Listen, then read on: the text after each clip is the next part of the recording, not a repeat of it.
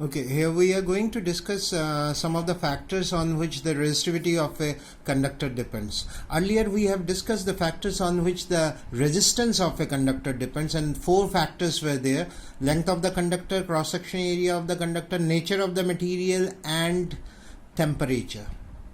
Now at the time we have not discussed the nature of the material and temperature, and I told you at the time that the resistivity, when we write the formula for resistance, which is rho L by A, then the value of resistivity actually that depends on the nature of the material and temperature. So here what we are going to do is we are going to discuss how the resistivity of a conductor depends on the nature of the material and the temperature.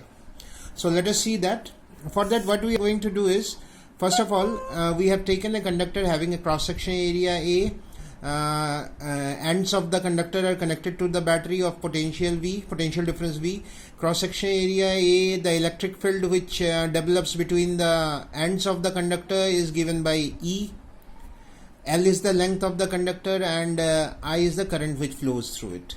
Now we know in the previous video we have discussed that the value of current is related to the drift velocity according to the formula NEAVD, where N is the number density of electrons, that is number of electrons per unit volume, cross-section area, and VD is the drift velocity.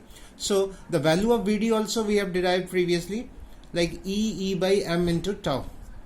Charge on an electron, electric field divided by the mass of the electron into the relaxation time, average relaxation time.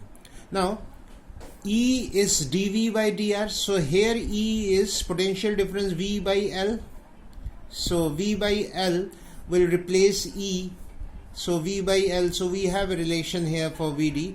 So the current value of current which we were writing as NEAVD, in place of VD we will put this value. So we have put the value here. So V and I is there. So if we want to write V by I, ML will move up. So ML upon NE square A tau. So this will be the relation for V by I. And according to Ohm's law, V by I is given by R. Okay, so V is V upon I. V is equal to IR we write. So R is equal to V upon I. So for V by I we have written R here. R is the resistance. So, and M by NE square tau, L by A. Now we also know that the formula for resistance in terms of length and cross-section area is also given by R is equal to rho L by A, where rho is the resistivity. Now if you compare these two equations, so in these two equations you will find that the value of rho fits into m by NE square tau. So rho is m by NE square tau. So the value of resistivity we have calculated. Now here the constant terms are mass of the electron is a constant quantity, then charge on an electron is also a constant quantity, N represents the number of electrons per unit volume, which is different for different materials. So you change the material, the value of N will also change. So resistivity depends on the nature of material, because it is inversely proportional to N, that is the electron density, and for different materials the value of N will be different. So the resistivity depends on the nature of the material first, and then it depends on temperature. How it depends on temperature, you see very carefully.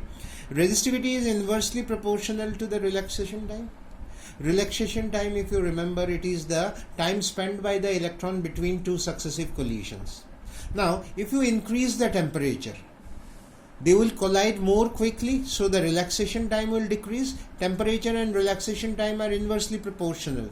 So if you increase the temperature, relaxation time decreases, and if the relaxation time decreases, resistivity increases. So we can say that with the increase of temperature, the resistivity will increase. So resistivity depends on temperature also.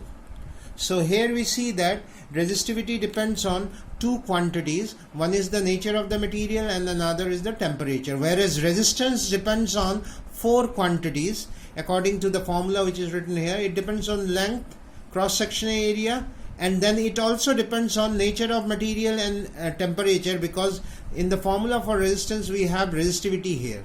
So since resistivity depends on these quantities, resistance will also depend on these quantities. So always remember that when you are asked that on which quantities the resistance depend, 4 quantities are there, but when we are considered when you are asked for resistivity, then there are only 2 conditions on which the resistivity depends. One is the nature of the material, another is the temperature. I hope this is very clear to you. Go through the video properly. If in the first chance if it is not clear, go and repeat the video again and again till it becomes clear. Any doubts, then you can post me the doubts also.